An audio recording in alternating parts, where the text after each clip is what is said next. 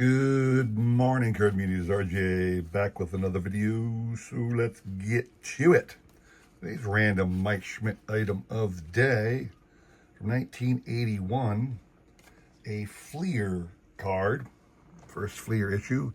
What's interesting about this card is technically it's the error card. Now, what do I mean by that? So this is Mike Schmidt, basic card. On the back, he's card number 5. Thing is, this same card, same image. This one says 1980 home run king. This one says he's on third base, but the home run king card says card number 640. You know, everything else is pretty much the same. However, this is the actual card that was supposed to be number 5. And it has a different moniker as well. So you got 3 different cards from 1981 Fleer, 1980 Home Run King, third baseman, and MVP third base. And they're all variations in the 1981 Fleer set. If you know your 1981 Fleer and Donruss, they were haphazardly put together very quickly when they finally won the lawsuit. When Fleer won the lawsuit, Donruss jumped on board with the ability to produce cards. They both cranked out sets real quick, and there were a host of errors in both releases. So this is the 1981 run of Mike Schmidt cards. This is the actual, what was supposed to be the proper card in the base set, card number 5. This is card number 5 variation. And this is actual card number 640. There is no variation to this one. My random Mike Schmidt items of the day. Today's random baseball item of the day. I was able to go to the Phillies game Friday night. Sadly, they lost when our great new closer, Joan Duran, gave up blew a save and allowed 2 runs to score in the top of the 9th. Very sad for us. We don't expect to win every game. But anyway, I went to the Phillies game, and every time I go to my Phillies games, usually once a year, I get lots of things. So here is the 2025 media guide. I was surprised because I didn't think they made media guides anymore. I really didn't. I thought media guides were relegated to things of the past because there are so many. People just, if they want to, they can just look it up online, any stat they want off of Baseball Reference. That's what Baseball Reference is. It's the universal media guide. Nice little highlight of our retired numbers. So my random baseball item of the day is the 2025 Phillies media guide. Throughout this week, I will be showing a couple more random items from my collection, what I picked up on Friday night at the Phillies game. Just a foreshadowing there. So today's trivia question. On this day in baseball history, August the 25th, 1934, this future Hall of Fame player, who only played 12 seasons in the major leagues, plays his last game as a member of the Philadelphia Phillies. Who was it? Playing for, as always, 3 awesome Hall of Fame cards from 2021 Panini Diamond Kings, the Legacy Lithographs card of Reggie Jackson. Also from 2021 Panini, this is 2022 Panini Diamond Kings, cool Eddie Collins card. Early 1900s era Eddie Collins. And lastly, from the Conlon collection, again, another manager card, because manager cards are hard to pick up if you're a Hall of Fame collector. Here is Bill McKechnie, Cardinals manager. This is his Conlon card. These are the teams he played with while he was a player. This is not his managerial collection. He was actually inducted to the Hall of Fame in '62 as a manager. So, really cool card if you're a Hall of Fame collector. That's what you're playing for. All you need to do to get a chance to win is shoot me an email. with a guess on that question. I will include my email in the description below, along with the repeat of that question. You will have today and tomorrow to answer. We'll pick a winner on Sunday, all right? Good luck to everybody on that one. So today, quick little short thing I want to show off. Set of postcards I picked up. I say postcards, but they're really not postcards. They're just oversized cards.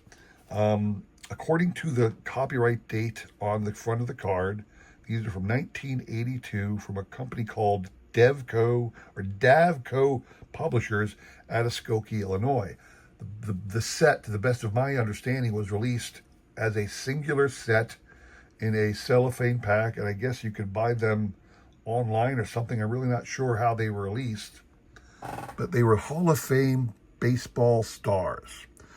I think these are a really cool layout. The images are suspect, as you'll see, but they look like either watercolor or chalk rendering, I'm not sure, of some of the greats of the game. So we'll go through them one at a time, but they're Hall of Fame baseball stars. Obviously, Hank Aaron, and usually it has just this like 2-line bio about what makes them Hall of Fame worthy. So there's no numbering on the back. The backs are completely blank. That's how I know they're not postcards. This is the way they came. These are on the tradingcarddatabase.com, so they're not an unknown set. You can get these whole set complete for about anywhere from $50 to $20, depending upon how much money you want to spend, where you can find on the bay. But a really cool look. I like the design. The design's pretty cool. This little red, white, and blue ribbon. Hall of Fame kind of like bronze look to it. Little placard down there and an image. Again, the images are suspect. As we'll go through, you'll see what I'm saying. Nothing on the back, so it's just the front you're looking at. Grover Cleveland, Alexander, Roy Campanella. I mean, that's a good image of Roy, but this one looks like it could have been any African-American player. This one gets me. The Ty Cobb one, good Lord. What in the world is with that face? That is like one of the worst renderings of Ty Cobb I've ever seen in my life. That is just a pitiful drawing. Don't mind the slide so much, but that one's just, whoa. Now, the Joe DiMaggio, you can kind of see Joe's face. That's a fairly decent rendering of Joe, but that batting stance there, wow. What in the world is that? Again, a lot of the smaller images are very poorly done, very crudely done. You can't really tell them. Bob Feller. Jimmy Fox. I don't know that they got the coloration right. I'm not an expert on uniforms of Jimmy Fox's time with Boston, but that strikes me as a wrong color scheme. Interesting that they chose Boston versus the Philadelphia Athletics. Frankie Frisch, out of all the players to have included, Frankie Frisch kind of surprises me. But it's still, he is a Hall of Famer, long, well-known one at that. So Lou Gehrig. Now, interestingly, again, that's a good rendering of Lou, I think. That one, I don't see it. I don't see it. Same with Bob Gibson. It's a fairly decent rendering of Bob Gibson up front, but this one, I don't get it. Like I said, the images are kind of suspect here. Good Hank Greenberg. Got Rogers Hornsby.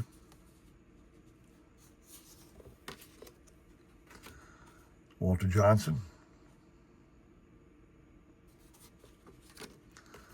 Sandy Koufax.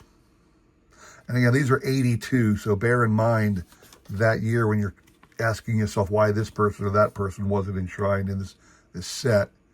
You got Mickey Mantle, of course. Christy Mathewson. Willie Mays is good because you can't see his face. For some reason, the artist had trouble doing faces on the smaller version of these players, although the large upscale thing is usually well done, except for the Cobb one, but Stan Musial. Jackie Robinson surprises me. For whatever reason, every other player, they got a playing era portrait and a playing era action pose. That's clearly Jackie Robinson long after he retired. He's in a suit and tie, and he's got the white hair, salt and pepper white hair. And that kind of looks like him sliding home on Yogi Berra, but the number's 5, and he's got wearing red, so it's almost like they tried to make Johnny Bench in the same era as Jackie Robinson, which is so absurd. Babe Ruth. Babe Ruth, I'll say, is the one small action pig figure that actually kind of looks like Babe Ruth.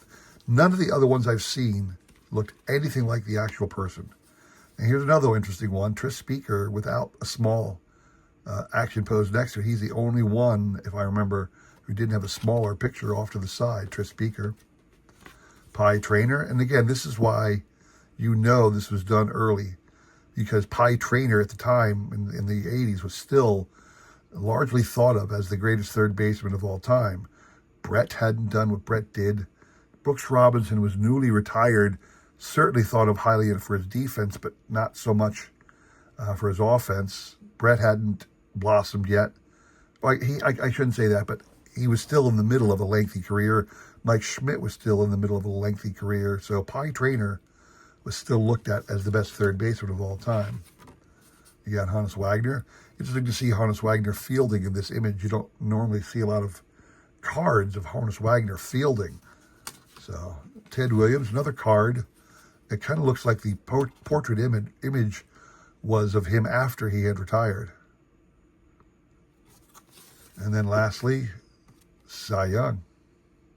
So that is your 1982, show down here, the copyright date if you can see it, 1982 Davco Publishers out of Skokie, Illinois.